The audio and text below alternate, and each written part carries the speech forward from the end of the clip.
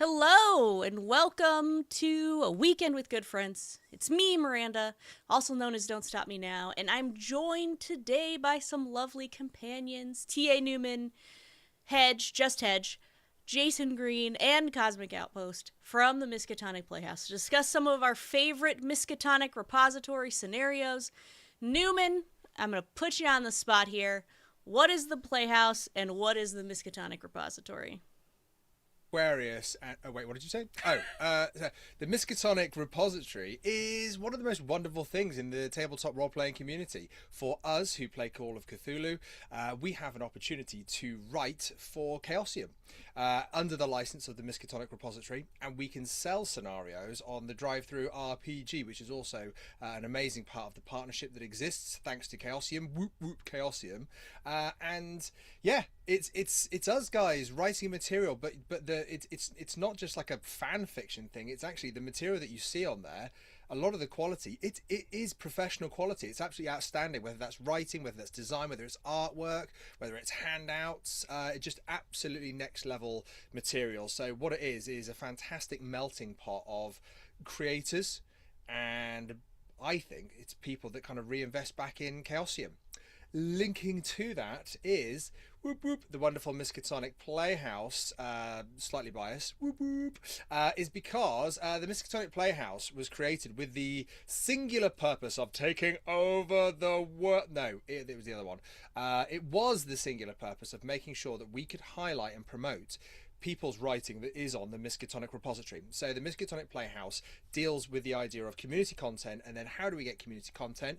How do we put it out on YouTube and on podcasts for people to see and listen and possibly go, oh, that was a really cool scenario, I think I'd run that. Or, oh, I listened to Newman run a scenario, he doesn't know what he's doing, but I now know how I want to run it. And it's that kind of an idea. So we're the cheerleaders to the Miskatonic Repository, really. Miranda, was that okay? Yeah, that was great. World domination. The Oh, world domination plans came later. in the back, yeah. Yes. That was secondary. I did do a quick count today on Drive-Through RPG, and the Miskatonic Repository currently holds 2,061 titles. I don't know if we'll get to all of them today. I can guarantee we will get to some of them today. I did find at least 3 that I want to buy as I was just looking through the repository today. That's the problem with going there, is that you find stuff you want to buy and play. So we have just some different topics that I thought we could cover with our favorite kind of repository scenarios. So I'll start us off, or not I'll start us off, I'll give us a category. What are some scenarios that you think are great for those that are new to tabletop RPGs or new to Call of Cthulhu? I think just in conversations in the panel chat this week, I've got to chat with a couple of people that have never played Call of Cthulhu, or maybe they're coming to us from another podcast, yeah, or just maybe are also people that are new to RPGs in general and are just getting into it. So what would be some scenarios that you would recommend to folks that are new to gaming? Who's going to start? Hedge. Talk at the Hedge same is going to time? start. Oh, crap. Well, I'm calling him. Well, I don't have to. You guys can talk however. Yeah. I kind of like for every single category have basically gone to find the most obscure reference possible, assuming the others would come up with the more generic references. So me going first for the first question with this is going to be one hell of a pull now. My recommendation, if you want something that's really pleasant and easy to run for a first time group of players, is Antediluvians by Tiffany Funk. So a few years ago, we ran a competition, and Antediluvians was the winner of that competition. It's a lovely little Dust Bowl adventure. It's a bit railroady in that you start in a place, you go through a number of locations, and you end up in a place. But that's good if you're new. There's some scary monsters at the end, and you'll probably all die. But on the way there, you do a little bit of investigation, you meet some really fun, interesting people, and there's a little bit of chance to explore. It's a really solid little scenario that I love because it's not one that normally gets picked up or talked about, but it was just really pleasant to read and really pleasant to run. And there's, with almost everything we talk about, there's going to be an actual play, and there is an actual play of Antediluvians that you can go and listen to and make up your own mind. Where is that actual play, Hedge? On the Miskatonic Playhouse podcast. We're going to be doing this a lot, guys. I'm sorry. Don't apologize for promotion, Hedge. All right, what else do we got for those new to TTRPGs or new to Call of Cthulhu? I'm happy to go next to warm this in. I actively did the opposite of Hedge because we are the yin to each other's yang. I'm not quite sure how that works. But instead of going for the most obscure scenario, I went for the first scenario that we ever ran on the Miskatonic Playhouse. And I went for this little beauty here called The Dragon of Wantley. Now, it is by S.R. Sellens, who is a good pal, and he is a part of the Playhouse. So I'm not trying to promote his scenario, but I think it just holds a bit of a special place in our hearts. It was Heinrich Moore. Lots of you will know Heinrich. He's an absolute gentleman and a scholar. He ended up running it for us, our very first actual play, and it was just so much fun. It was, I think, a really good introduction for that small town. Something's wrong. We had to journey there. There was lots of like atmospheric elements to it, and that's very much a big thing in Call of Cthulhu for me, is that I love that there's a tone, there's a mood and a vibe, and I think that the Dragon of Wantley very much set the tone and the mood and the vibe, and did it in a really good way. Like Hedge said, it's a very kind of, it follows a very traditional path in terms of an investigation to follow, but also, because we know we missed so much, there's also loads of different ways to do it. So it was cracking. Great fun. Anyone else got one they want to share? Yeah, I hadn't really thought about this one as maybe for new to TTRPGs, but I tried to pick ones that I'm at least semi-informed on, and I really enjoyed running Miskatonic Playhouse's Pete Burgess's last Call of Cthulhu scenario, which is also called The Trip. But basically, it is a book that has a set of drinking rules in there. You don't have to drink if you don't want to, but if you do, it is absolutely hilarious and enhances everything. But the actual scenario itself, it's a lovely little folk horror kind of locked-in scenario in that it's all taking place in a very small location. It's semi-linear. There's a little bit of moving around and following different leads if the players want to. But yeah, it's really exciting. It was hilarious, especially towards the end. And there's some amazing extra rules in there that you can, again, adapt to the game or to any scenario, frankly, if you want to. Who did you play, Jayson? What was your... I was a keeper. Oh, you were the keeper. You ran it. Okay, I was the keeper, and also I was the only person who wasn't drinking. Oh my god, that's a brave shepherding those lot through that. Well done. Yeah. Cosmic, that leaves you. Oh, I was gonna hope we were gonna move on to the next category. No, I was about to move on to the next category. Newman, this ain't your show anymore. Cosmic, give me an You're answer. in my house now, Newman. Sorry, Wait, hold on. I sorry, was everyone. supposed to say the C word. I can't do it. Okay. Can't do it. Great for an experienced keeper or someone who wants a lot of flexibility. So I'll jump in with this one because I had the pleasure of playing it. It is part 2 of the Cthulhu Dreadfuls by the Rhinoceros. Before I review it, what I will say is anybody who puts something into the Miskatonic Repository is an absolute champion. I've not uploaded a title myself. I do mean to write them, but folks, if you put one in the repository, well done. People will play it, maybe not us, but they're spending time on your scenario rather than watching a movie or spending time with people. They are having fun with your scenario, so well done. I like this one because we played this game and we got to the Still end wrong. of it, and we said to the somebody else who'd played it, so what did you think about the windmill? And we were like, what windmill? We'd done the entire adventure without going anywhere near one of the key parts in the entire story, which was apparently some kind of grand third act. So you can run it straight as is, you can expand on it, you can guide people, you can use the wonderful world of Westovia to weave so many things in. The Cthulhu Dreadfuls is a fantastic little cinematic universe that is great for experienced keeper who does want to bring in a lot more story to the players, or keep it simple, whichever way they want to play it. And you kept murdering me. Wasn't me. It was You Barrius. you were a co-conspirator, I sir. wasn't stopping him because was I insane at the time? I can't remember. But yes, it was a fantastic game. I can jump in on the experienced keeper because there's a wonderful scenario, or dare I say, collection of scenarios that I would love to mention. Some might call it the Year of the Goat. Others might call it an anthology of madness and mayhem, and dare I say, Have you broken the opportunities. no self-promotion rule already, Newman? I wrote what? I'm sorry. I didn't realise my name was in there. But more importantly, rather than going through the scenarios, what I wanted to do, because the Miskatonic Repository, as we know, is about it's about authors getting out there, publishing their work. Much as Cosmic said, it's a hell of an achievement.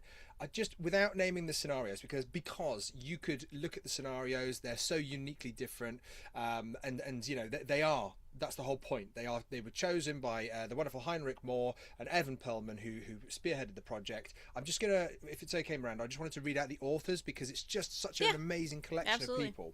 So it starts off with Matt Doc Tracy, the wonderful Matt Doc Tracy, some handsome devil called T.A. Newman, Colin Richards, David Waldron, Jayson Green is in the house, guys.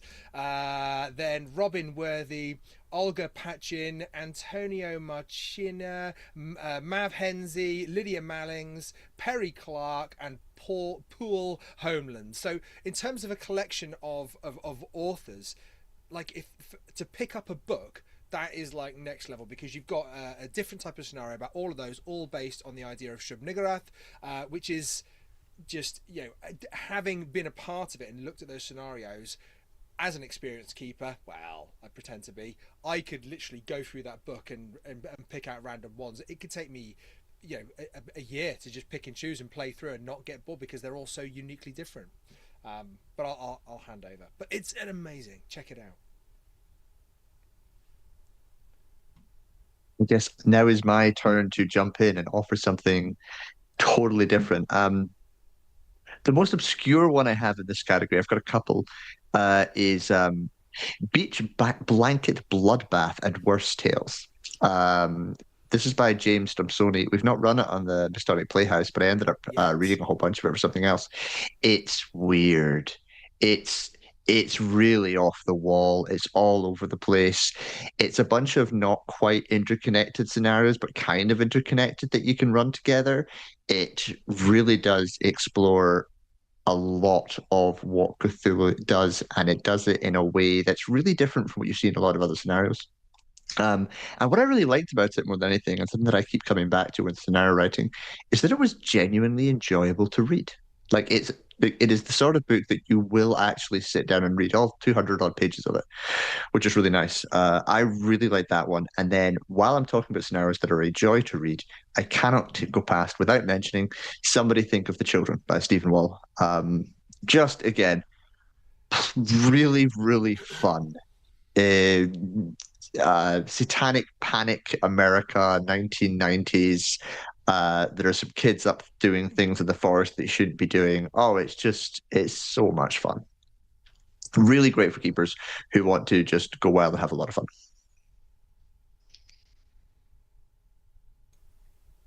I've one to throw in for this one too. It's not obscure like Hedges, but Carousel of Fears by Bridget Jeffries. I thought of it because of the flexibility piece, because it's, you know, it's a well written, well produced scenario.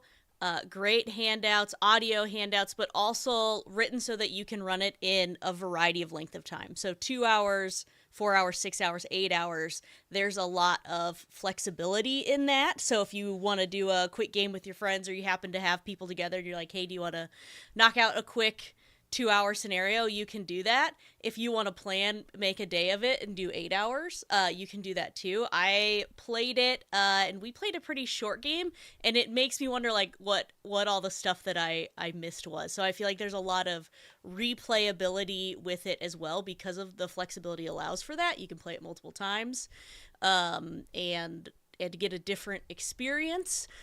So I think that's something as a keeper sometimes that I look for, because I want to be able to feel like I can replay things in a different way. Cool. Well, I'm going to throw in Together Again by Zachary Sokol. Now, bear in mind, I've only played this one more rather than run it, but Hedge was the one who ran it for me, and it's actually been streamed already and available on YouTube if you want to watch it. But it's kind of... Hold on, train of thoughts. It's a lot more flexible and free for players to kind of run off and go down metaphorical rabbit holes to look for various leads and things. And the keeper has got a bit more of a challenge than something from A to B to C, etc. And as well as kind of different parts of the hotel where the scenario is based, you've got the different leads where there's maybe a little bit of balancing to do in terms of like players not stealing each other's thunder, that sort of thing. But it is a really good scenario in that you can really go to town on the role-playing in particular. Like, we were joking that it was basically turning into a soap opera for us, because you've got these very angsty pre-gens that all have huge amounts of baggage, and they're trying to sort or solve this problem, which is really kind of far-fetched to begin with, and it's probably not very likely, as well as all the stuff with like the mythos, under the waters kind of thing. So yeah, it does take more of an experienced keeper for definite, from what I could tell, to run it, but I definitely think it's worth putting in the effort. I'd agree. We had a ton of fun with it. And the experience keeper thing is sort of twofold, because it sort of is missing a third act, and so you kind of have to make up your own one. But on the other hand, there's a certain joy in that, because it's such a sandbox, and you get sort of 3/4 of the way through the scenario, and then you go, and what the hell happens now? Normally weird shit, because it's Call of Cthulhu, but it worked really well, and we had I would have just kept running, to be honest with you, for 6, 8, 10 hours with you all, because it was just fun watching you all argue with each other. Do you know, that was the other one I had written down for this one was Welcome to Little Creek by David Waldron. I think that one could have been significantly longer. David was brilliant and kind of ran it down in a shorter one for us, but I think that very much came to its narrative because it was like, as players, the keeper had to kind of almost, and this is the way it was written, the idea was it kind of challenged you to follow one or two lines, and depending on what you did follow, kind of dictate, not necessarily dictate, but presented outcomes. But even then, the outcomes were wildly different, I think, to other times it's been run, because of the nature of the way it's written. So I think that one with an experienced keeper, that can be really great. You can kind of move away from those slightly railroady moments. I think there's key scenes, key moments that you have to touch base with, but then as you get to certain areas, you can really kind of explore. And as you know, Jay mentioned earlier, that would be something that an experienced keeper might kind of dabble with.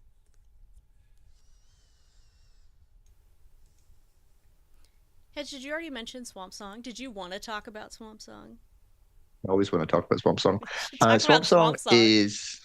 I always want to talk about Swamp Song. Swamp Song, if you want to write for Call of Cthulhu, go and buy Swamp Song right now, see how it's been written, the structure of the entire scenario, and then copy it, because it's probably the best structured scenario on the MR right now.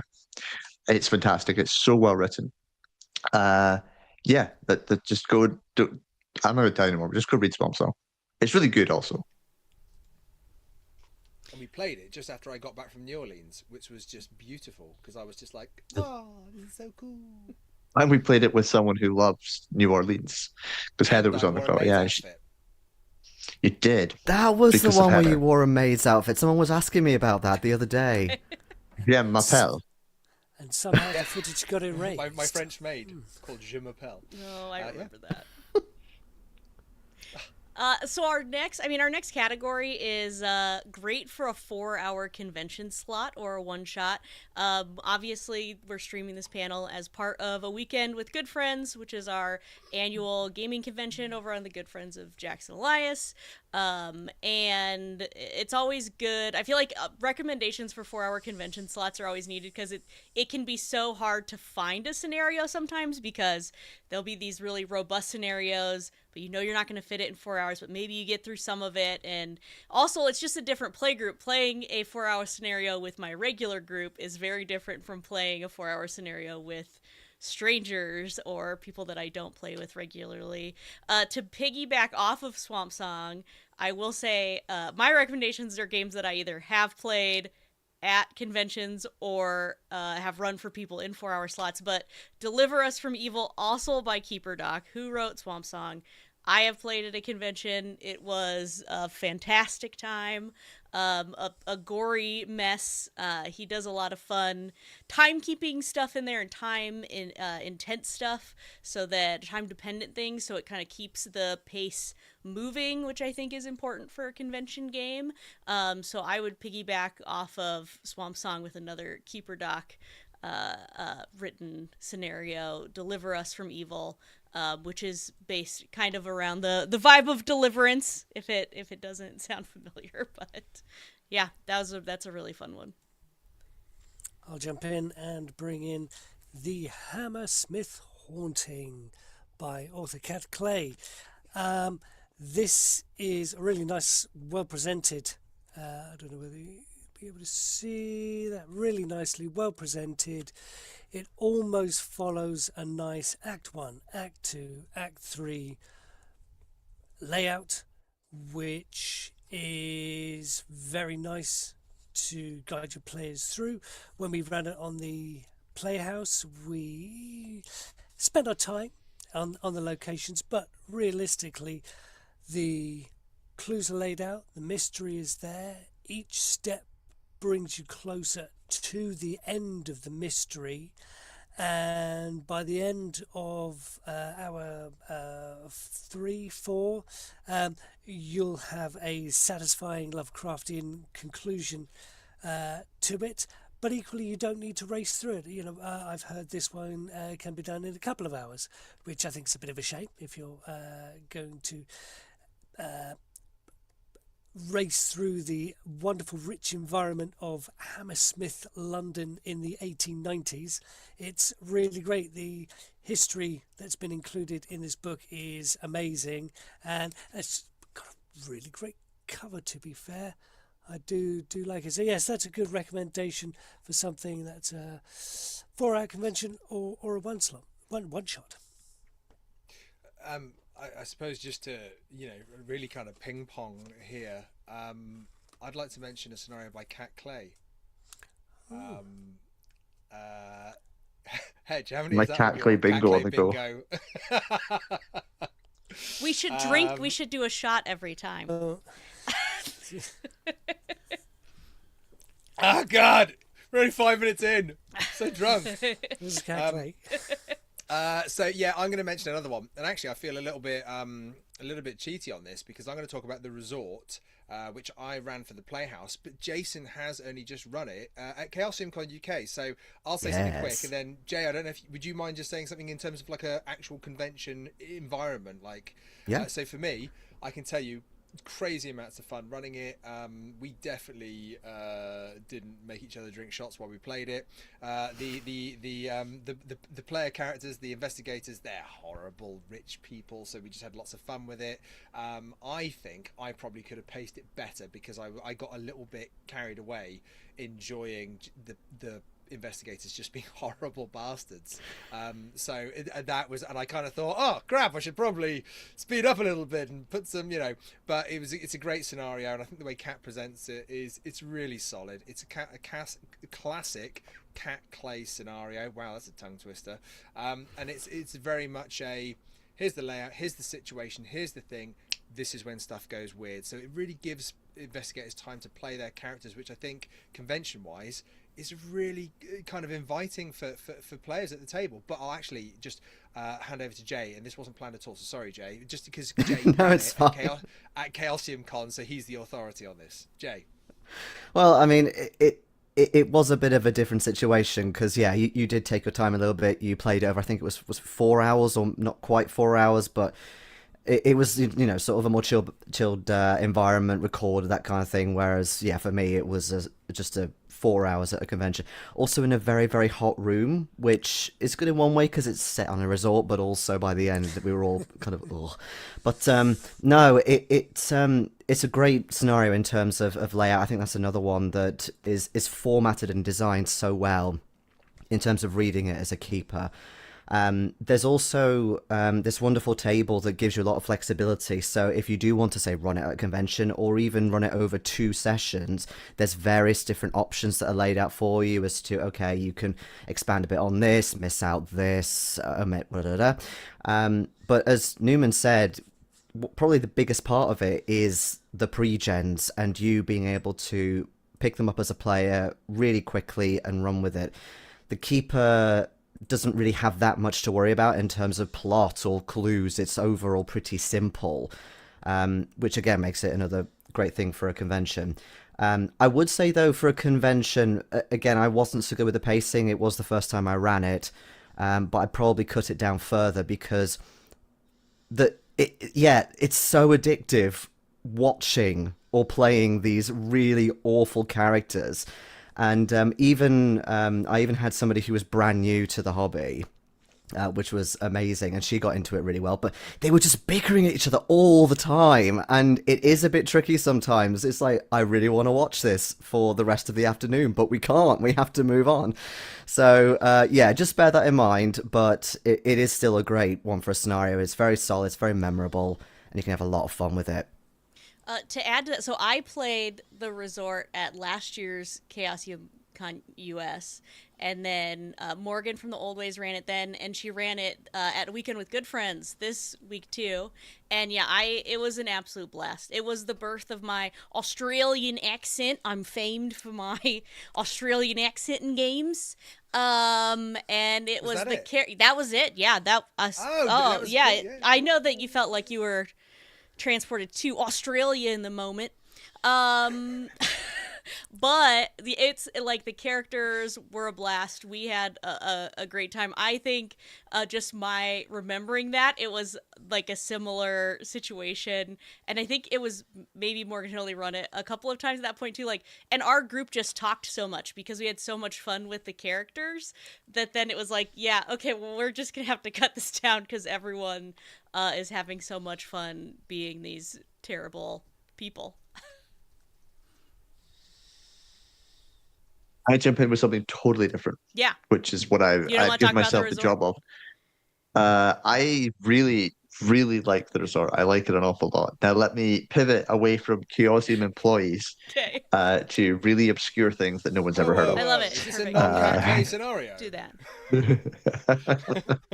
So I recently did a deep dive on Kingsport scenarios for another project, and I read a lot of them, and I got a little bit frustrated because the number of women who ended up dying for male character growth is very high in Kingsport scenarios.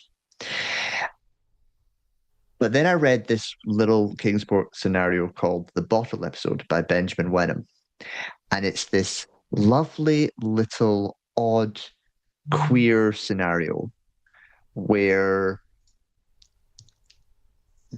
you're in Kingsport and you have all the sort of the dreamland style feelings of the place, but it's just written from a really different perspective. And it was wonderful, and it really made me stop and pay attention and go, "Oh wow, this is genuinely a beautiful little thing." And it's horrifying and horrible, and there are monsters and all the normal stuff. But it was also just like a pause and go, "Oh wow, this is wonderful." So it's short, it's easy to run, and it's got one of the best things about convention length scenarios is that it has a point where you can do something, and when you've done that thing, then it's nearly over, which is really useful when you're short on time. So you can have this action that you can take as a keeper that ends the scenario, and the model episode has that, which makes it perfect for running a convention scenario. So, yeah, I love it. Okay, now that I've just about stopped laughing, I'll also throw in Kane's Tome by Orlando Moreira. Again, I've only played this one, but slightly pivoting back to Chaosium Con, I know that Sue Savage ran this for her own group of amazing people. And yeah, I don't know what it is about modern scenarios actually at conventions, like Modern Call of Cthulhu, but there's a lot of them at the moment, I think, and they go really well. In terms of like average duration, Kane's Tone is about 3 hours or less. It can go longer, but it's very urgent all the time. There's a bit of an amnesia thing going on in that the investigators wake up disheveled, battered and bruised in a forest somewhere, no idea what's going on. But they're also trying to pick up the pieces of what has happened previously. So it's almost like a combination of, I don't know, if you're doing a more generic scenario where you're a cop and investigating a crime scene, so you're picking up the pieces and following a trail. You are doing this, but also you have no idea who you are, what's going on, why you're wearing a jacket that's way too big for you. You know, there's a load of stuff like that to kind of try and work out and piece together. The other thing I love about this one is it involves the investigators directly. They all have, dare I say, a piece of involvement in what has happened so far. Obviously, I won't say what those things are, but it's really interesting how those things unfold. There's a few different methods of doing that. So the keeper can use these things called thought echoes, which is like a unique mechanic where you can sort of drip feed very vague memories to investigators. If you want, it's advised at certain points, but you can move them around if you want. Also, there's plenty of clues and again, the weird state of things that's happened. But also the big thing that keeps up the urgency, well, there's two things actually. The first thing is quite quickly the players realise that, okay, there's a time limit of sorts, and we have to resolve the thing before this happens. But also, a lot of the bad stuff, if not all of it, can happen before the investigators have really been able to establish exactly what's happened.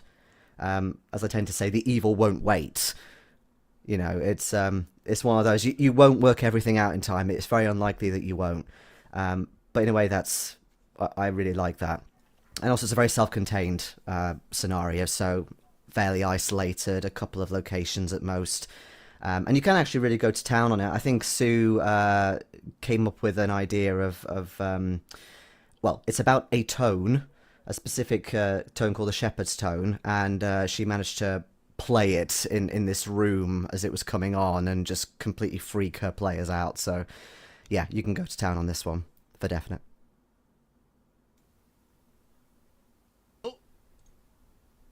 Others. I have a couple more if we're shouting out non-Chaosium employees. I have a couple. We Dream of Flying by Jim Phillips. I ran it for the old ways and Newman played in it. Why do I love it for a convention? The whole thing takes place on an airplane. So you don't have to worry about your players venturing off or doing other things. They still can, split up. But I love these kind of like locked room situations for convention play and just play in general, because it really means fewer tools for you as a keeper to keep track of. And you can really kind of pump up the mystery. It's really just increasingly creepy things happening and them really trying to put together the clues to figure things out. Newman, you had your hand raised like a good student. Miss, don't stop me now. I have a confession actually. What? When we played that, I was in a position where it's another game, so sorry everyone, it's called The Obscure, but I was asked to submit something for The Obscure, and it was that game that inspired my desire to want to write something that was based on an aeroplane. Oh, cool. And it was all very much, but it was when we played that, I think the vibe that we had, because Nate played as well, and it was just, I remember just kind of coming out of it going, that is such a cool way to do something. And I kind of wanted to have a go at doing my own thing on a plane, but didn't want to do a Call of Cthulhu version because it would have been like, oh, bro, I played your scenario and then kind of just did my. Whereas it was such a lovely, really good scenario. But yeah, it was really inspiring scenario. I really enjoyed it because it was so. I think it was like the atmospheric aspect of it. So probably also down to you, Miranda, Oh, just thanks. running it. like a Thanks. yeah, Like a you're person. amazing. And I professional, he also wrote professional keeper. That's it. He also wrote Legs, which I've not played. I will occasionally shout out some scenarios that I haven't played, but it takes place at a convention. So I think that'd be super fun to play, like a 4-hour one shot at a con about a con. My other one is Complex 347-5 by Patrick Corcoran. I hope to at some point run it for the Playhouse, but it's an 80s scenario that takes place at like a military silo, missile silo, and people have gone in and not come back out, and it's very like the Descent, Alien, the Thing, that sort of thing. So we'll have to do rock paper scissors for that, because I've got my eyes on that one for the Playhouse as well, because it is just so much fun. Yeah, and I'm friends with Patrick. Ran Hook Jam earlier this week, which was an awesome time, and he writes some great scenarios too. So you'll have to check out some of his stuff. I know he has more coming out soon that he's working on. So yeah, it's a fun little 80s scenario. Gotta love some 80s settings. So anyone else? If you jump to the next one, I could talk about 80s stuff. Oh, yeah, that'd be great. So our next one's great for longer multi-session games. Let me pitch. If you are in or near your 40s, you're probably going to love Rewind. Rewind is a rather irreverent attempt to bring Cthulhu to the world of Blockbuster, the world of 80s VHSs. It is a loose campaign that can be played pretty much in any order, where you run through a bunch of classic 80s and 90s movies as Call of Cthulhu scenarios.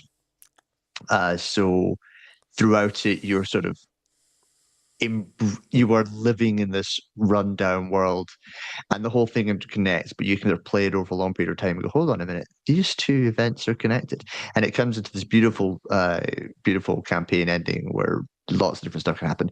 It was written by my friend Chris Stewart, and it is lovely and wild, and each one is quite well contained in little boxes. So if you're the sort of person who likes running a solid scenario without too much variation, but you still want to run a campaign, this is perfect for you.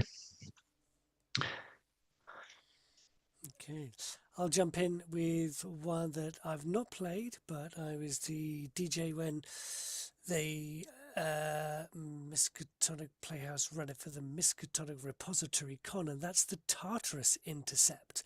Because it was 2-hour break, 2-hour finish, they had to bounce through it, and I was desperately wanting them to actually spend much more time, because the Tartarus Intercept starts you off on a spacecraft going out on a mining mission into space. I mean, it is Cthulhu Space before Mike Mason's even written Cthulhu Space. It's going to be a fantastic addition. Hopefully Alex Guillot, the writer, will be able to do a little bit extra for the Cthulhu Space rules when Mike Mason writes them. We're obviously just wishing this at the moment. Nothing has been announced. Mike, you listening? Mike? I hope so. But there are decks for a spaceship. You have an entire spaceship to explore. You have an artificial intelligence which may or may not have been influenced by alien intelligences. You then have a planet to explore. You then have weird things that shouldn't be on the planet. Then you have a little bit of interplayer rivalry, shall we say, as well as a classic Call of Cthulhu villain, I guess. It was just something where, oh man, I wish we could have a few episodes to do it, not just a straight up 2-hour break, 2 hours. It was really fun to do. So really would wish we could have done that one in a longer multi-game scenario. just to jump on Cosmic's coattails there, I was lucky enough to be the keeper for that game as Cosmic was DJing it. And this is a spoiler now, so if you want to play this game with your Palorinos, close your eyes and shut your ears.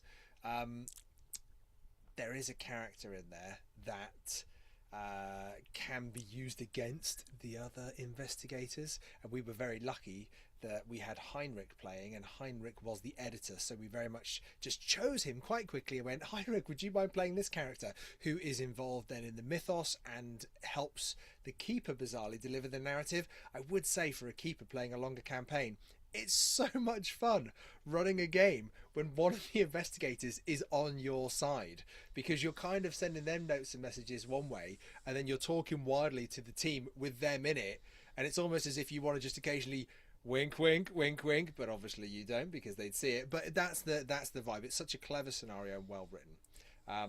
And whilst I stole the spotlight, just to mix things up, because that was by Alex Gillot, I'm just going to talk about a scenario by Alex Gillot and Bud Baird as well, the wonderful Bud Baird, who we all miss, who's contributed massively to the community.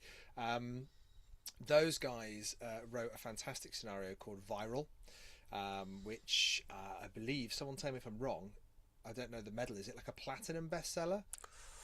Platinum with diamonds? It might have gone top? beyond that. It is I think it might even be Mithril. Mithril. Mithril Yeah, bestseller. Mithril. Thank you. Just So checked. it's so good. Frodo Baggins wears it as a shirt to make sure that he doesn't die in Lord of the Rings. That's how good a scenario it is, being Mithril. Essentially, Viral is fantastic in terms of a longer scenario, but also just an experience. We were lucky at the Playhouse where Alex actually ran it for us, which was just beautiful to let Alex do that. And what Alex really wanted to do, why I've thought of it as what's a great longer multi-session game is, there's just experience after experience after experience. You play a group, the Spectral crew, Spectral with a K in the middle, and Cosmic, you played, didn't you? You were on the team, yeah. And essentially, you play these like kind of YouTubing Ghostbustery type people, and you end up going to this kind of island. And once you're there, there's just, to be fair, there's a whole prologue where you're not on the island yet. You're in the local town, and you're talking to people. You're investigating before the investigation begins, and it's such a beautiful scenario with so many cool ways.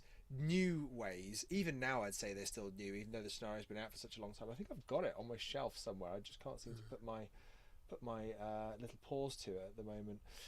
But the idea of the scenario is that you because you're live to YouTube, the keeper has a wonderful connection to you, because they can say, oh, your producers just pinged this text message through, they'd like you to do this in front of the camera. And then you've got this wonderful reaction where not only are you interacting directly with the keeper via these NPCs who have an authority on you, but you've got your own crew, you've got the island, you've got the actual Call of Cthulhu investigation going on. And because it genuinely feels like it's a series, it's like a small Netflix series that you can play out. And I can't even remember how many episodes we did, Cosmic. Was it about 8? At least it was really good fun. You just went from one location to the next. It was just really good fun. A really good investigation. Yes, really good investigation. Yeah, superb. Well, I couldn't resist throwing in the Bride of Pendle for this. Let's talk about it. I wrote it specifically. Well, that's a very good question. I wrote it, in fact. I'm not going to give any spoilers because I know at least one person here is going to be playing in it. So I'll try and keep it as spoiler-free. Yeah, exactly. I'll try and keep it as spoiler-free as possible. But I really wanted to kind of almost plug a bit of a gap between... We've got so many one-shots going on. We've got a few absolutely mahoosive campaigns. I wanted something nicely in the middle. So the Bride of Pendle, it is a pretty classic 1920s Call of Cthulhu scenario. It's very, very folk horror-y, and average sort of runtime is about 16 to 20 hours. There was somebody, Stu actually, who managed to run it in 12 hours, but I still don't quite know how he did that without a time machine or a vanishing cabinet or what have you. But yeah, in terms of why I think it's good, and in terms of like a long more session game, it's there's so much scope there. It's set in a certain part of Lancashire that has so much history in there that there are layers to peel back. Also, there's so many Like NPCs ogres. that you can talk to and explore. Sorry? Like ogres. Yes, They have yes, layers. indeed, like Olga's. They do, yes, absolutely Or they do. onions. And onions. No, I mean, there might ogres. be onions. They could certainly feature in this, probably, come to think of it. But yeah, there's a lot of scope for players to follow certain leads. Again, quite sort of classic fashion.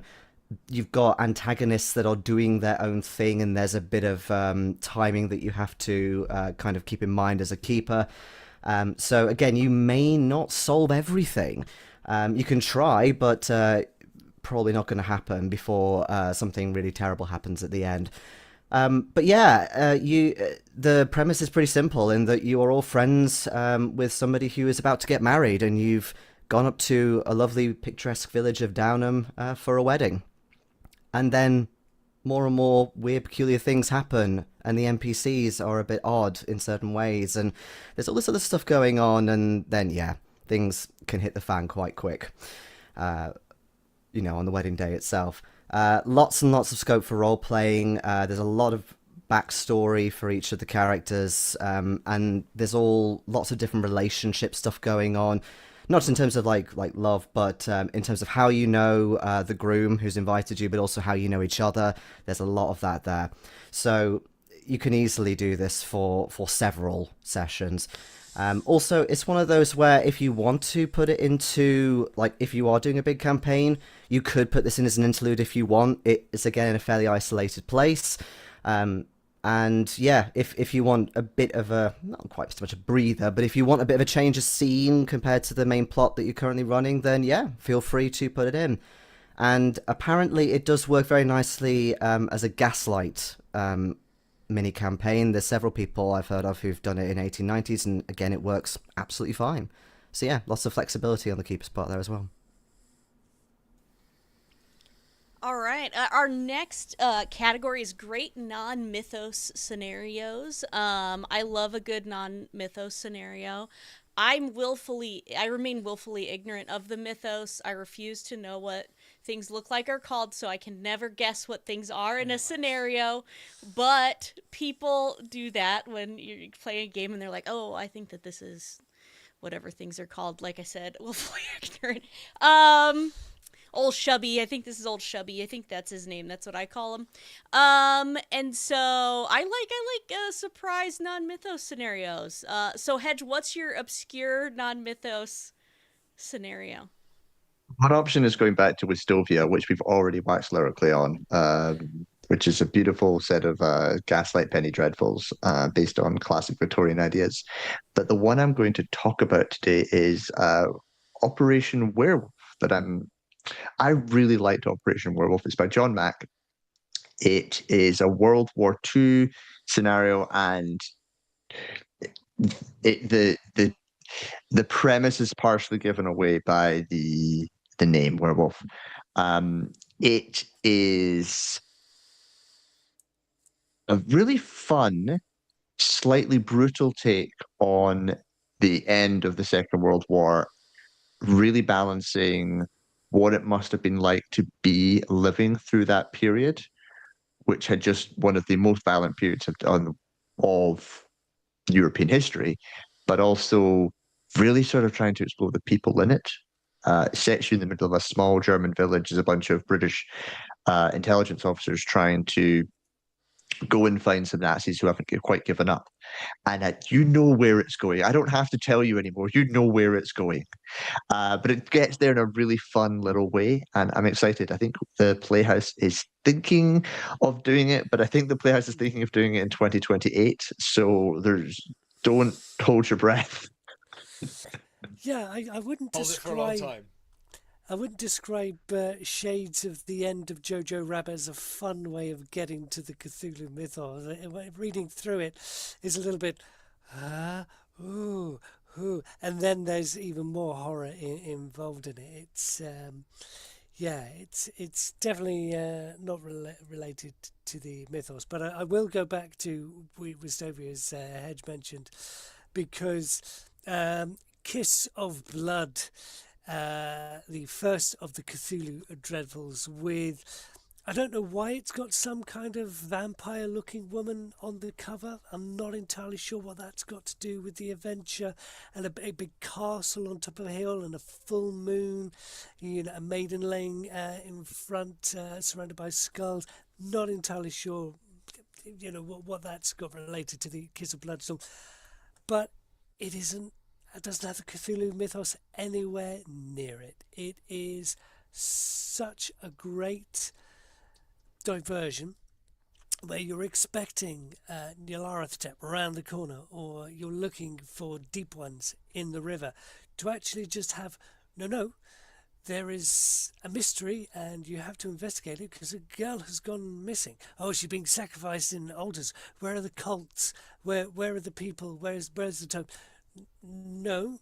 She's gone missing, and here are some clues to lead you to the ultimate ending. Which how are we doing for time? Because I can bounce this one into the next category. Well, we have in total like half an hour more, so we got lovely. Got time. I shall wait for the, because our next category is really just things that we love and want to talk about. Can I just ask Cosmic? Can I just distract him while he lost his train of thought? Cosmic, live action research. So the overhead encounter, which you ran and I played and was brilliant. I really, really enjoyed it. Really, really great fun. So I put this down as a non-mythos scenario, but I was a player in it. Is that accurate? Because I know that you like to take a scenario and then you like to kind of cosmic it as we play it. Technically, it would count itself as a mythos simply because the entity is described in a mythos sort of way. If you, but it isn't any related to any of the big five, So it is just a creature who happens to be magical in a specific way, which has some Cthulhu-esque leanings to it. But technically speaking, no, it's not really a mythos scenario. Okay, because I remember when we did it, and without big spoilers, I remember when we kind of when we saw the things, we were like, oh, wait a minute, that's not, and that was quite nice, because I think we were maybe expecting mythos, and then we went, wait a minute, that's not a mythos thing.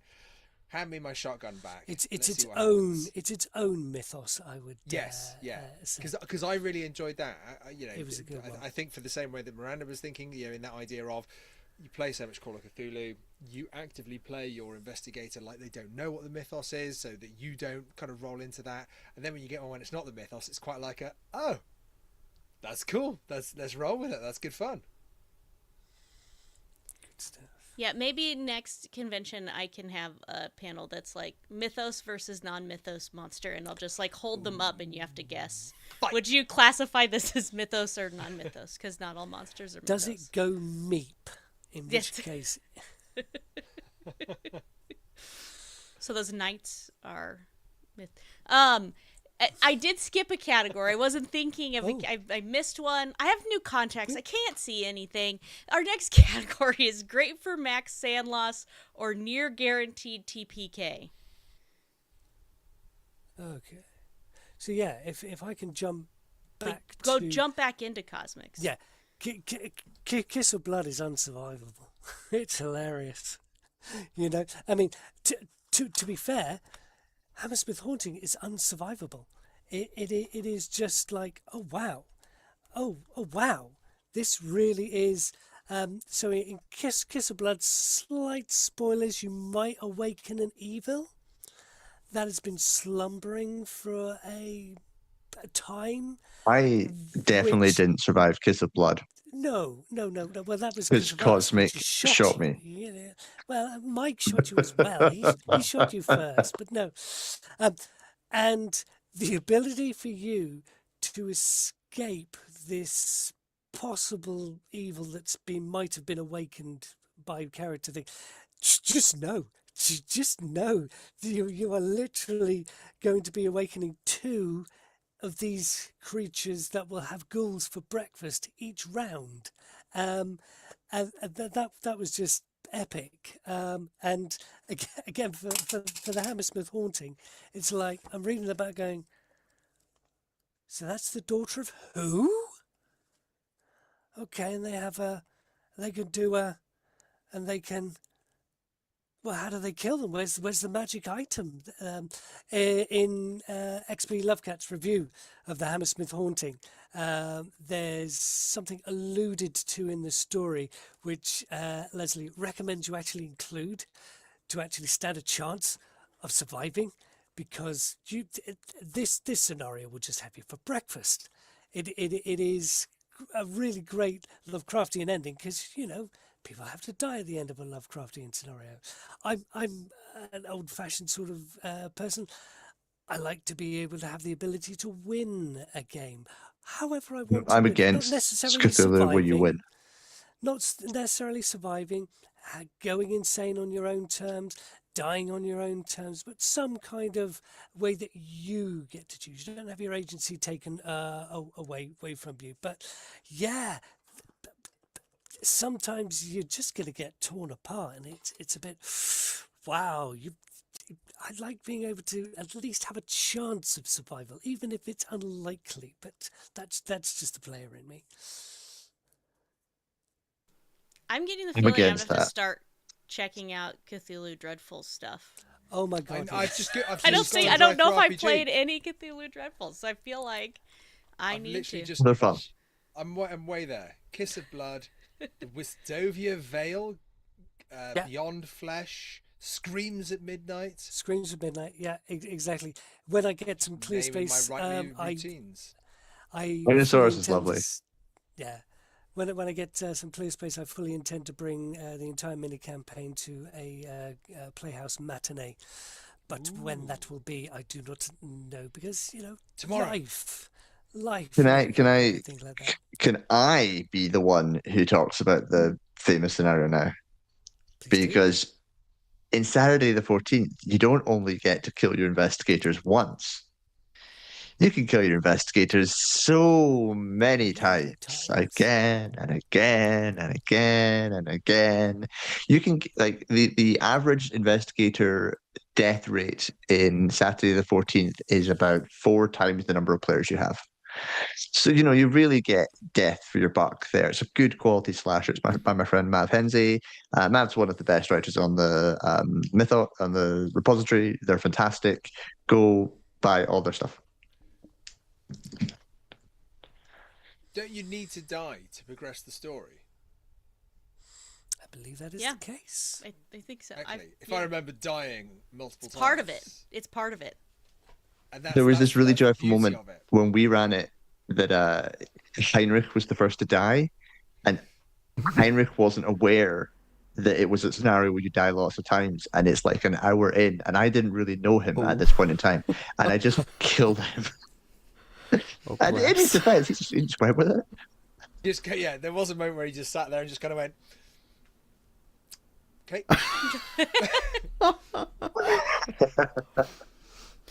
I'm going to pivot to a slightly different one for a different reason. So this is Signal to Noise by Colin Richards. Signal to Noise is a beautiful scenario. It's one of those wonderful ones where, I had the luxury of Cosmic being my kind of live DJ, so we kind of went to town on it. I would totally recommend, guys, get a Cosmic, because it's just amazing having one. They just make everything better in life. But Colin, what he did with this scenario is he didn't just write an amazing scenario. The handouts and everything were next level. There's videos that you that you watch, and you can send your players off to watch it on YouTube, or you can watch it together in the room if you're playing it in the room. I mean, it's such a great investigation. In terms of investigation, it's glorious. But this category is about a max sand loss or guaranteed TPK. I'm going for the max sand loss on this one, because if I remember, it's just such a continual slow grind, and it gets to the point where when you do get to where you need to be, without saying too much more, although now with recent stuff coming out, Backrooms, that feels like it's yeah, Jay's got it. Feels like it's yeah. But the idea is, from the initial outset of the investigation at the TV station to where you get to, there are with these wonderful moments of sand loss that just trickle throughout the whole scenario, but just enough to keep you going and keep your kind of motivation as a character without driving you too insane that you can't carry on. But you get to the end a significantly different investigator than when you started, and I think that grind is just really, really well thought out and really, really well done. I'm gonna keep the sanity loss train going. I had the pleasure of running Lights in the Trees last year for KozumeCon, and also actually for the Playhouse. It's by Matt.Tracy.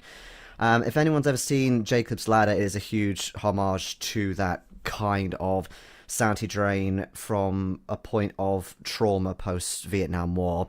There's actually very little gore in general in this. You can put some in if you want, and of course there's war as a general subject, and there's also a few flashbacks that you have of your time in the war, but it's very psychological horror based.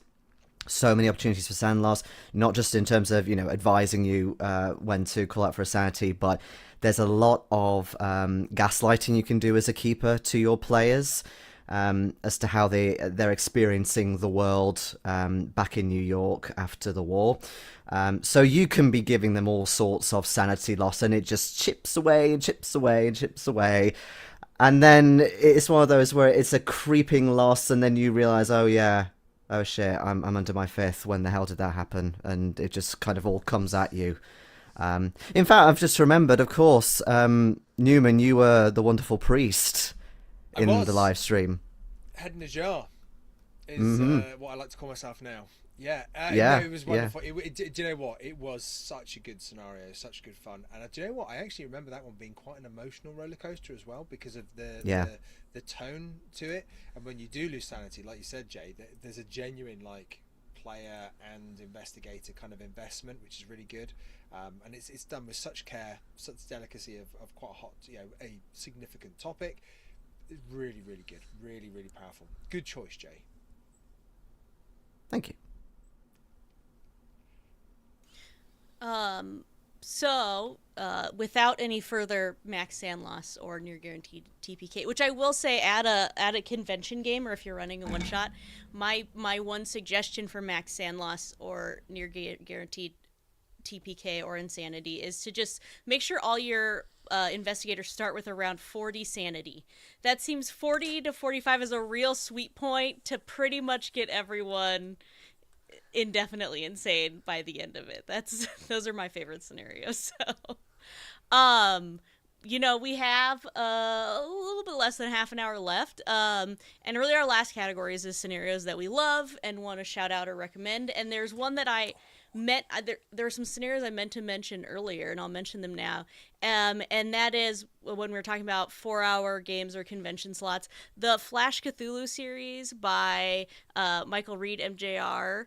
They're just these short, single 2-page, really short scenarios for Call of Cthulhu that you can pick up, read through, and run right there. I like that because if you're at a con and your friends are between games, or you want to run a pickup game if you're in an online con, like a weekend with good friends, you can pick one up, look through it, and just run with it. And there's a ton of them available, and so I feel like if there's probably one for you in there.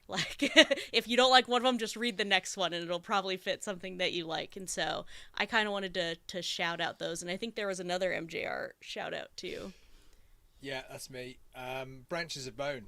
It was such a great scenario. It was like a bit of a left field. So it's a Cthulhu Dark Ages scenario, and we were lucky in terms of, I think at the time we kind of just randomly caught Lynn Hardy and Scott Dorwood just walking down the street and went, "Guys, come play this game," and they went, "Yeah, all right, cool." So we did, and what it was is that I think the players at the table, but also the scenario that MJR Michael had written was brilliant, because it was kind of yeah, you're a bunch of Vikings. There's this English island off the coast, and we're gonna go and raid it, and it's great. And you're kind of going, okay, where are we going with this? Where are we going with this?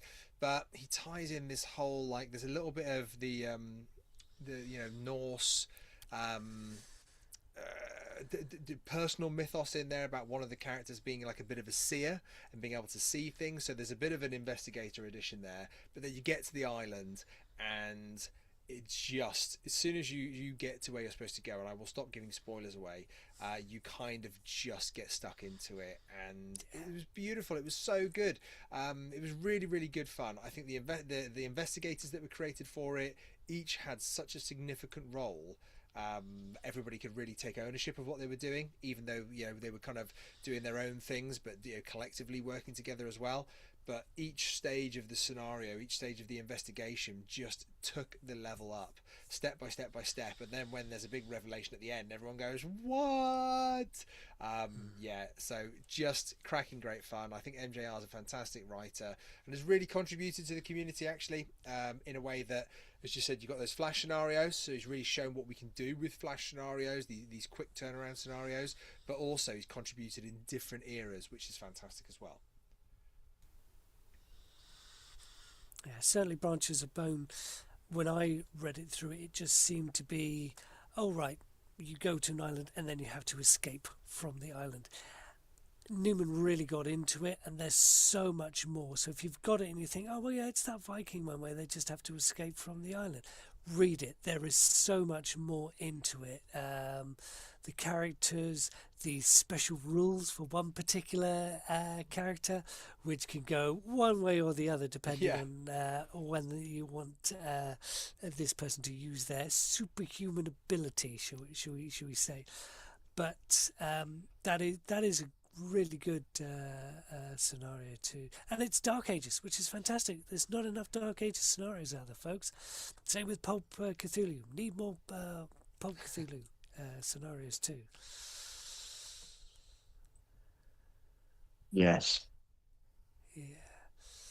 Yes. I think I'll jump in with one that I was surprised I enjoyed running, which again, by good friend S.R. Sellens, was A Drop of Nelson's Blood.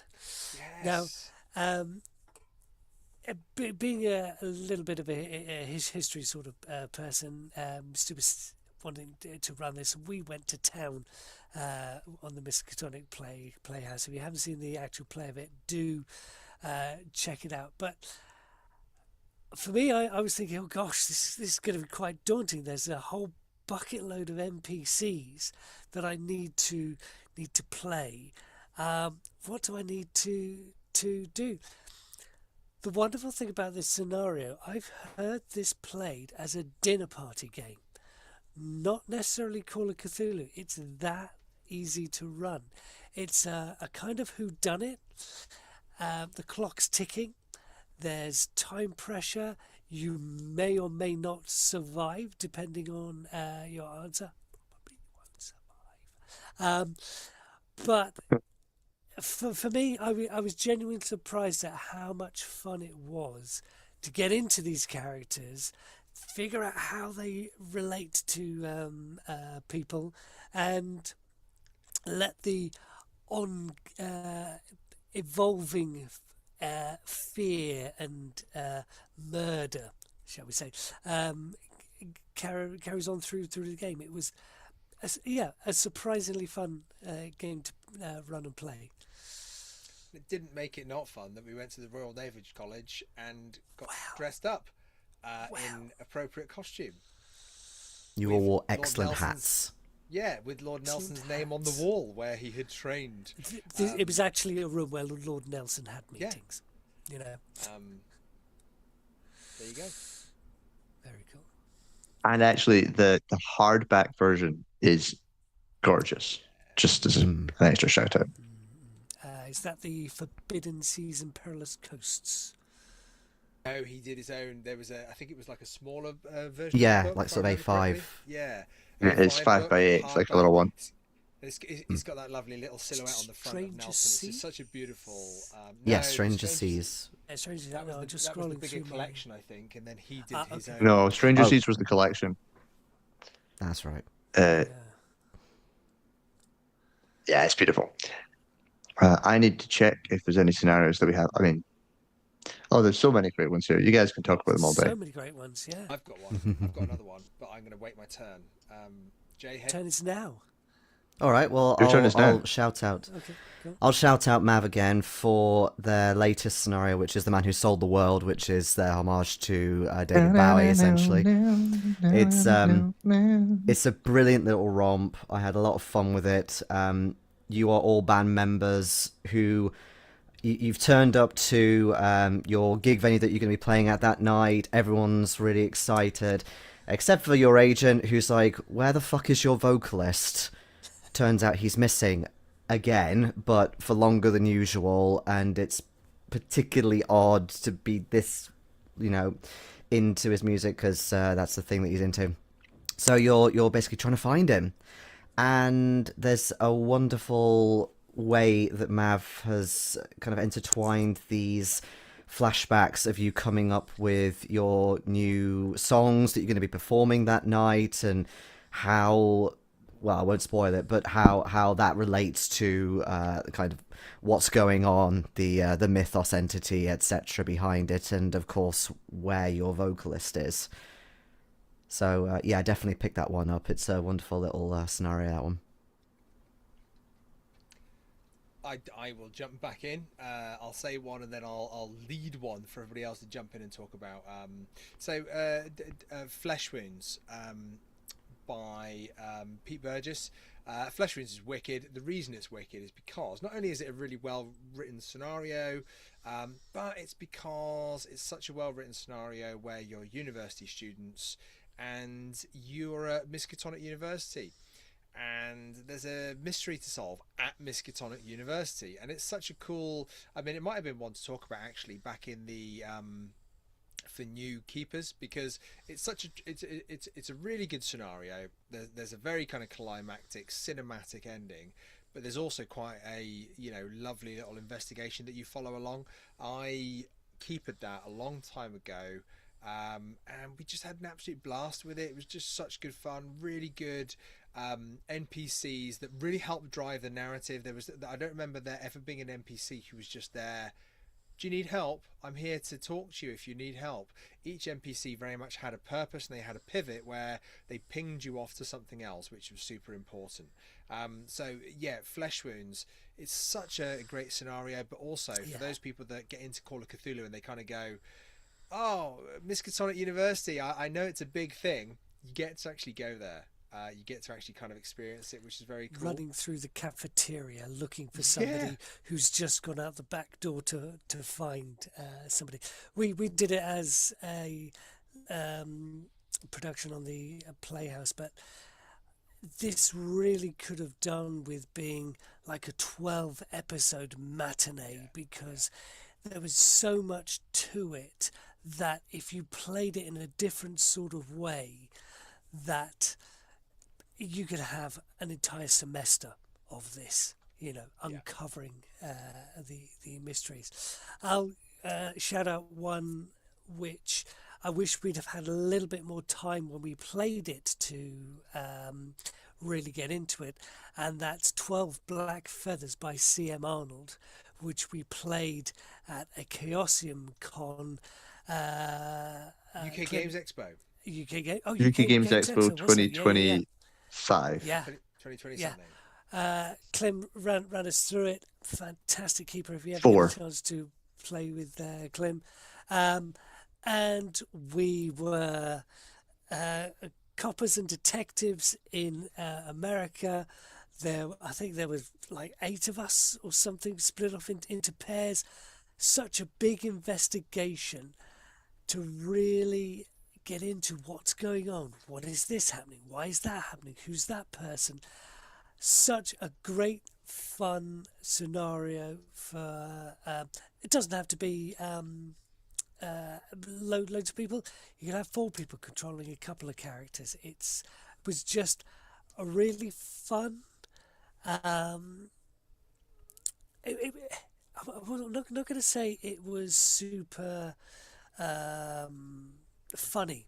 it had that really nice sense of dread, really nice sense of what's going on. This is very weird. Sure, us as characters were able to take things slightly less seriously, but it still didn't lose its drive of horror. So it was a really nice scenario. So yeah, do need to shout that one out, because that was a really fun game to play for sure. And absolutely wrecked my voice. Yeah. I've got one-to-one as well with Marek Golonkia, who is one of the shogots of the Miskatonic Repository Con, with myself and many other people here, and he wrote a fantastic. Marek writes for, I'm going to say it now, so I'm going to need someone to correct me when I say this. Zagrozi, I think. Zagrozi, thank you, Jay. I knew I was saying it in a roughly appropriate place, but I always want to make sure that I say it correctly for Marek. Marek's a wonderful human being, and he wrote a scenario called I Nyarlathotep. There's lots actually with Zagrozi, which there's so many scenarios within that which are fantastic. But Marek wrote I Nyarlathotep, and I played it as a one-to-one. I had Matt Crouch as the keeper, and I was the investigator. And it was great. It was super cool. I have to say, it was a day, sometimes when you play a game and you're just not up for it and you're knackered, this is happening and that is happening, but you've made a commitment and you think, do you know what, I'm going to do it. I had so much fun. It really kind of forced me to invest, and I think the one-to-one nature was a big part of that, and Matt Crouch was a great keeper, really kind of helped with that because he was just superb. But Marek's scenario really allowed, it was so clever, it was super cool, and it made you make choices, and at the end of it you're like, I didn't think this is how scenarios could end. Is this okay? Is this an okay ending? And it was like Cosmic smiling because he knows, but it was such a super cool scenario, so big shout out to that. But we do have in our notes for our page, Miranda, am I showing this too soon? What? Oh.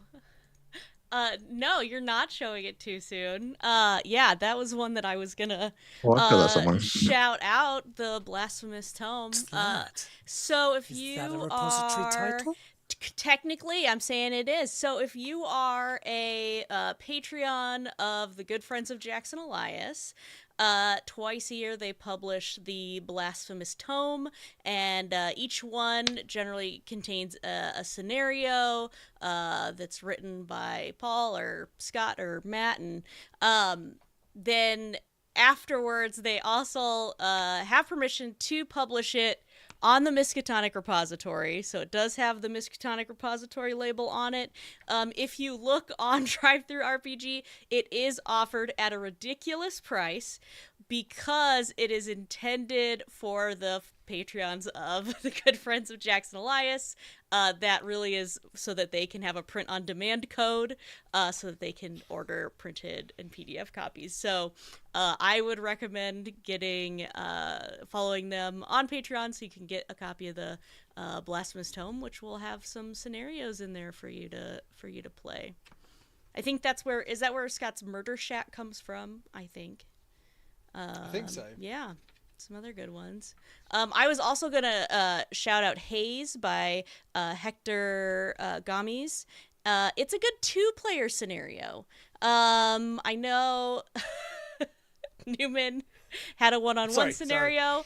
I played this with Nate and Spike over on the Old Ways, and I had never played a intentionally written 2-player scenario before, but it was really fun to see them just hog the spotlight and have this full investigation to themselves, and it worked really well for 2 players, which as a player I'm always scared to be in a small group because it is so much I think pressure on you to hold up your part. But it played really well for 2 players. So if you have a couple of friends or you don't feel like you can get enough people together, that's one that I would suggest, Haze. And it's published in English and in Spanish. So I think that's awesome too, to have another language option. Can I shout out one that I haven't actually played but desperately want to play because it just looks fucking cool? Yeah, and that is Dark Side of the Moon by Alex Gillot. It's 1973, near the end of the Apollo missions, and NASA has launched a top-secret mission to investigate a mysterious signal detected on the far side of the moon. The details of the mission have never been released to the public until now. It's like 92 pages. It's only silver, folks. Let's get this to. It's almost as if we need to play it, Cosmic, and show people how amazing. Yeah. You know, this is it. Thanks I for want to be an volunteering to run it. astronaut. No. I want to be an astronaut. I want to speak to see. Cap. I want to. What is it? Capcom. You want Miranda to run it? I Okay. mean, I want to be. That's fine because I always just wanted to be looks cool. ATC, and I think being NASA is very close to being ATC, to being you an can air traffic controller. You could be Jean. You can wear the waistcoat and speak to us. So, but no, that just looks exceptionally cool. Yeah, and I think that is the key thing for me is when I look at all the titles on the Miskatonic Repository. It doesn't matter what the cover's like. It doesn't matter who's writing it. It doesn't matter about the artwork. If it sounds cool, it's going to excite me to want to run it. It's just one of those things where you've got to capture the imagination. There's 2,000 titles out there, did you say, Miranda? Yeah, was it 2000 and 69? Yeah, something like 63 probably. No, 2069. No, Don't try and be Nice. Don't try and be anybody else. Just be you. Excite me with the story you want to tell, because I want to be excited by the game and the story you want to tell me. Yeah, I've definitely bought some before just because not knowing anything about it, anything about the author, I thought that looks cool. I think when the game is rigged, it takes place on an oil rig, and I haven't played it yet. I bought it and I've read through it, but I was like, an oil rig? That's perfect. I'm like that. I would love that. That's close to locked room. It's confined space. I'm here for that. So yeah, just I've got It a still wakes the PlayStation. deep vibes, that one. Yeah, it still wakes the deep. I was just about to say, I've got a PlayStation game which is that vibe, and I know Jay's played it as well. Yeah, absolutely. Jay and I often talk about deep sea games. Dredge.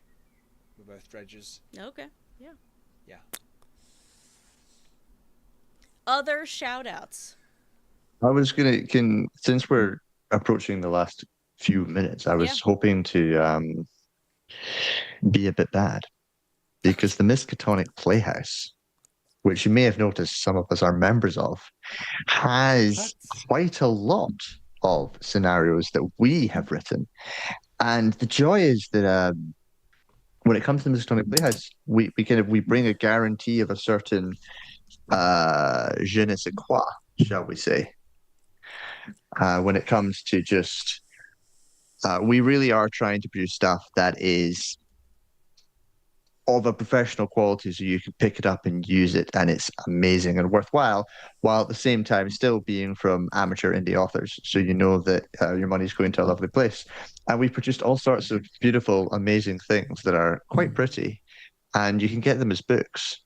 Some of them aren't quite as pretty, but are very important for you all to know. But hold on, Newman, do you have stage right? I do, somewhere. Wait. Yes, I do. Yes. And so you should totally come and check out all the amazing things we create. Yes, and we've got our next one is in production right now. We're very excited to share it with you all. No Is that a spoilers. nudge for you to finish me? That's a nudge, isn't it? That's you live on. That's me live. That's me Get it live done, pointing Newman. out. Get it done. All right. I'm on it. All right. Jeez.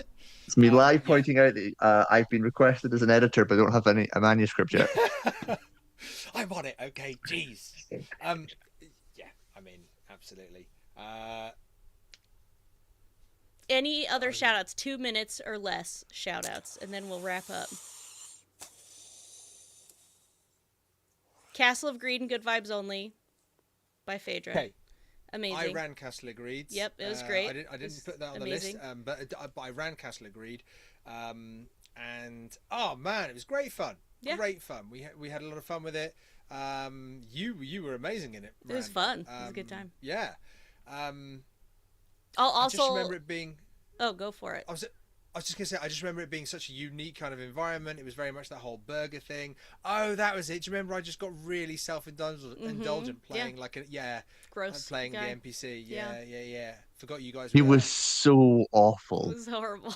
We To listen wasted- to is great, so- but it was like fun. But We wasted the entirety of the first episode just like on the setup because like this guy was just so awful and Newman was just so in it. We just kept talking to him. yeah. Yeah. Sorry. Yeah. But it was great. It was great. But Hedge, you ran good vibes only. I did. That we laughed so goddamn hard playing that scenario. Yeah. Like we literally like were in a state because we laughed so much. Yeah. It was a lot of fun. All right. Well, real quick here, we have about 3 minutes left, so we'll go around. Who you are, where people can find you, if you got anything going on. I'm Don't Stop Me Now.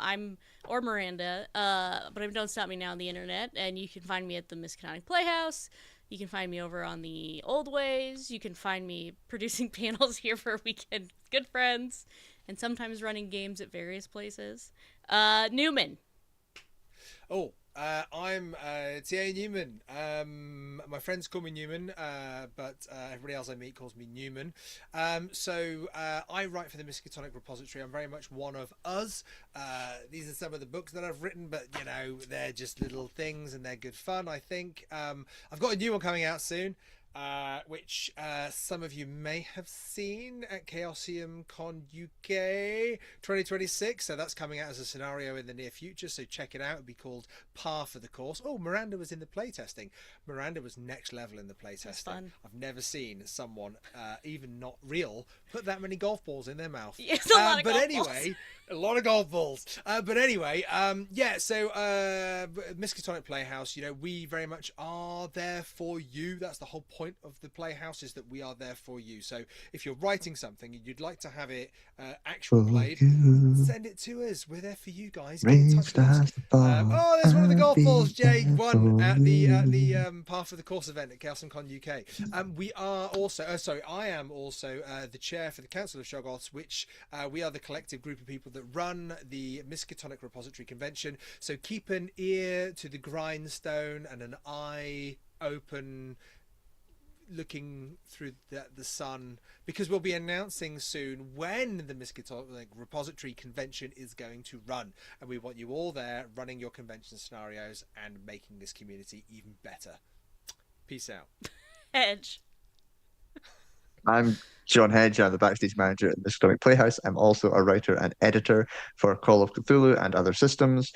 So I write lots of stuff, and I try and write stuff that is great for beginners and is pleasant to read. I am presently on a rampage to try and make scenarios and tabletop role playing in general more enjoyable to read, because it can often be dry and uninteresting, and I'm so angry about that right now.